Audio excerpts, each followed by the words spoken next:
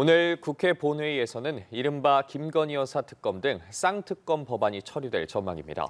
네, 국민의힘의 격렬한 반대 속 더불어민주당과 정의당 등 야당이 처리를 주도할 것으로 보이는데요. 국회 취재기자 연결해서 자세히 알아보도록 하겠습니다. 차승은 기자. 네, 국회입니다. 오늘 본회의에서는 쌍특검 법안, 즉 김건희 여사 주가 조작 의혹 특검 법안과 대장동 50억 클럽 특검 법안이 자동 상정돼 표결에 들어갑니다. 먼저 국민의힘, 민주당과 정의당의 꼼수 야합이라고 비판하면서 표결에는 불참하겠다고 밝혔는데요. 하지만 더불어민주당과 정의당 등 범야권 의석이 180석 이상이라 법안 저지는 사실상 불가능한 상황입니다.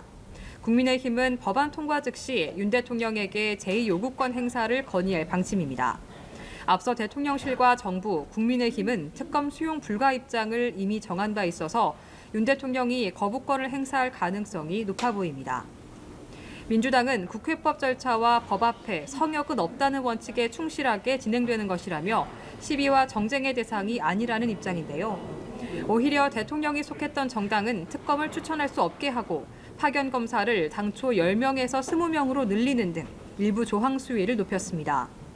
오늘 본회의에는 이태원 참사 특별법이 상정될 가능성도 있는데요. 민주당은 국민의힘에서 김진표 국회의장의 중재안이라도 받는다면 합의 처리를 하고 그렇지 않으면 단독 처리하겠다 엄포를 놓은 바 있습니다. 내일 공식 출범을 앞둔 한동훈 국민의힘 비대위 면면이 공개됐습니다. 비정치권 인사가 대거 포진했는데요. 한편 이재명 민주당 대표 정세균 전 국무총리와 만났다고요. 네, 한동훈 비대위원장과 함께 당을 이끌어갈 비대위원은 당연직인 윤재욱 원내대표와 유이동 정책위의장을 포함해 총 11명입니다. 지명직 8명 가운데 김예지 의원을 제외하면 나머지 7명은 모두 비정치권 인사인데요. 민경우 수학연구소장과 조국 흑서 저자인 김경률 회계사, 구자룡 변호사 등이 이름을 올렸습니다.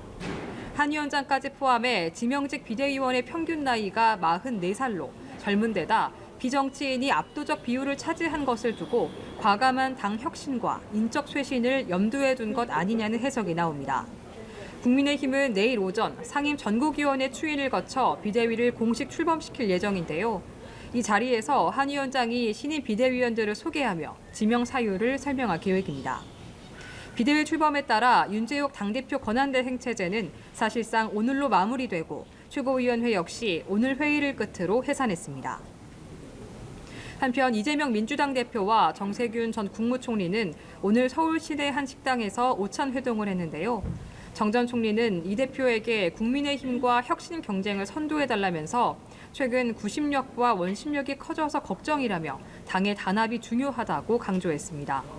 또 이 대표가 당을 잘 수습해야 한다면서 총선 때 수도권 승리를 위해 특단의 대책이 필요하고 특히 공천 문제에서 분열 양상이 없도록 해야 한다고 당부했습니다.